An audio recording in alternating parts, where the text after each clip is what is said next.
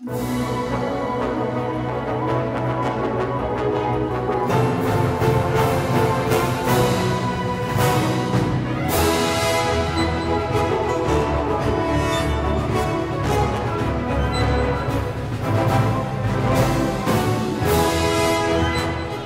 c'est parti. Eh ben bonjour Inno Shaman. Alors vas-y. Bonjour. Présente-toi un peu qui tu es.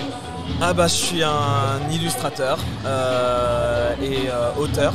Alors anciennement auteur, mais là je reprends un petit peu cette casquette.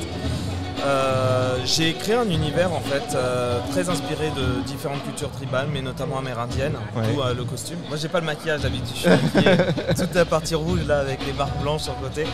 Mais là avec le masque c'est pas pratique. Ouais. Et en fait voilà, beaucoup d'inspiration nord-amérindienne, notamment Lakota Sioux. D'accord. Mais on retrouve aussi de l'européen païen, on retrouve on retrouve un peu d'africain, zoulou, tout ça, Maasai. Il y a vraiment pas mal d'inspirations diverses. Ouais. Et j'ai vraiment créé un univers principalement inspiré de mythologie amérindienne, mais revisité avec création de langue, tout ça. Et tout cet univers, je le prépare pour un roman illustré en fait. Ah ouais. Voilà. Cool, donc je fais vraiment la promotion à travers différents produits, pyrogravures, plaques de PVC, impression holographique, mais en fait il y a vraiment un roman qui se prépare derrière, qui sera en pré-publication gratuitement sur mon site internet. Tu t'auto-publies là pour l'instant ?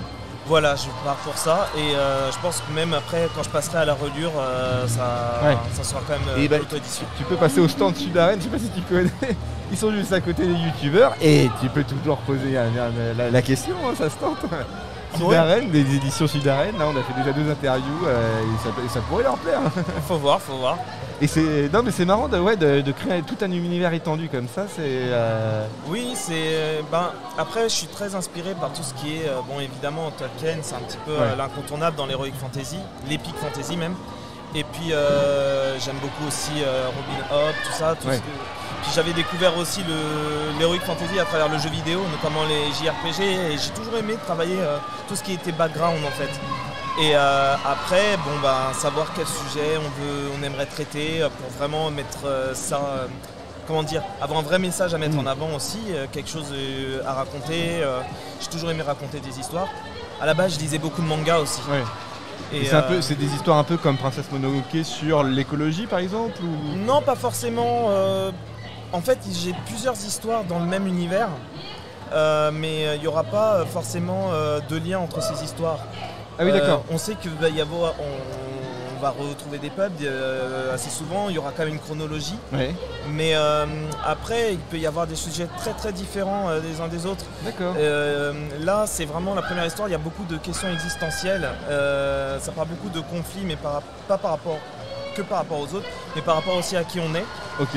Et en fait, c'est... alors, je fais court parce que pour le moment, c'est encore trop tôt pour trop en dire. Hein. Mais en gros, là, il y a la mythologie et c'est je travaille sur la mythologie, la genèse, la création du monde. Ouais. Et le début de cette première histoire parle de comment naît le conflit. Et de quoi il est origine et comment il se répercutait ensuite à la création de toutes les espèces. Et là, j'en dis pas plus, mais c'est très très tôt encore. Mais techniquement, à la fin de l'année, il y a des synopsis qui va tomber, le nom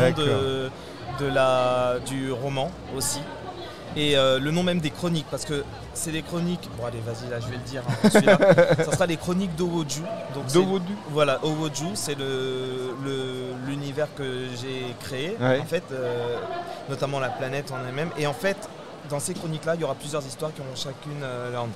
Ah, stylé ça. Voilà. Et par contre, ce qui est intéressant, c'est qu'aussi, j'ai plusieurs histoires, plusieurs thématiques, mais je vais les sortir, moi, de manière chronologique. Ouais. Mais le lecteur n'est pas obligé de les lire dans cet ordre, sauf peut-être pour 2 histoires qui vont suivre. Pour rajouter un peu de background ou des trucs comme ça, non, c'est ça ? Voilà, et en fait, si on les lit dans l'ordre, on pourra voir petit à petit l'évolution des langues ou des civilisations, voire même des espèces, des migrations. C'est un travail de malade, parce que c'est de recréer toute une civilisation. Et parce que là, c'est même pas une civilisation, c'est un ensemble de civilisations. Oui, il y a pas mal de civilisations. Il y a la civilisation d'origine, c'est ça qui est bien de commencer par le commencement. Ouais. Souvent, des fois, on a une histoire, on a un univers, et puis après, on fait comme des préquels. Ouais. Mais moi, je commence par là, et en fait, comme ça, je peux décliner petit à petit. Ouais. Et en fait, après, il y a, par exemple, pour les espèces, l'évolution des espèces, je travaille beaucoup avec ma compagne qui, elle, a fait des études en biodiversité et tout ça. Même son père, à ses heures perdues, il est naturaliste photo. Ah oui. Donc on parle beaucoup d'évolution d'espèces, tout ça. Tu appliques la théorie de Darwin sur ton roman. Voilà, il y a un peu de ça, ouais. Totalement. C'est marrant. Totalement. Même si c'est pas le sujet principal, on va dire c'est le fil rouge des chroniques de votre jeu. Mais ça c'est marrant, ouais, parce que du coup c'est vraiment ça ne parle même pas de civilisation, ça parle de la vie d'une planète en fait finalement. Oui, voilà. Des êtres vivants qui habitent dedans, mais en fait tu vas pas prendre l'histoire sur une civilisation sur 1000 ans, mais sur une planète sur, je suppose, des millions d'années, quoi. Alors, je sais pas quelle sera la durée, mais va y avoir effectivement des temps, des ellipses, des sauts dans le temps qui vont être assez importants quand même. Parce que j'ai déjà en fait en tête, donc pour la première histoire, le début et la fin. Ouais. Et j'ai pas mal d'autres histoires en tête que j'avais déjà créées en amont. Ouais. Mais au cas où, si vraiment tout fonctionne et que je peux aller jusqu'au bout, j'ai la fin de Wojo. Ah ouais, carrément. Ouais. Qui n'est pas forcément, quand je dis la fin, c'est pas forcément négatif ou positif, c'est pas forcément l'apocalypse, mais je sais comment je vais terminer de raconter l'univers. Dans le bon sens du terme d'apocalypse, c'est l'ultime confrontation, quoi. C'est pas la fin du monde, mais c'est la dernière confrontation. Voilà. Et mais je sais. Je peux même pas dire que ça sera ça. Ça sera peut-être que vous allez être plus surpris que ça sera juste une boucle et on se dira la boucle est bouclée, il n'y a plus rien à raconter. Ah oui, d'accord. On sait pas, mais ça je le garde pour moi pour le moment. Et du coup, pour financer tout ça, alors vas-y, montre-nous un peu tes illustrations et tes goodies. Alors j'aime bien travailler sur plein de produits différents. Alors bon là c'est pas forcément le... Ah ça passe bien. C'est pas forcément le plus... l'objet le plus graphique que j'ai, mais c'est de la pyrogravure. J'aime bien travailler le bois. Et ensuite, la couleur, c'est du vernis alimentaire que je mélange avec des pigments de couleur en fait. Et ça me permet de faire des assiettes, des chopes, et je fais des plateaux, mais je fais aussi des grands tableaux sur bois pyrogravés. Voilà. Et après, je vais avoir plein de nouveaux produits. Et d'ailleurs, je vais avoir sûrement l'un des produits les plus importants que je prépare là, en bois. Donc je dis pas ce que c'est non plus, mais ça va arriver assez rapidement.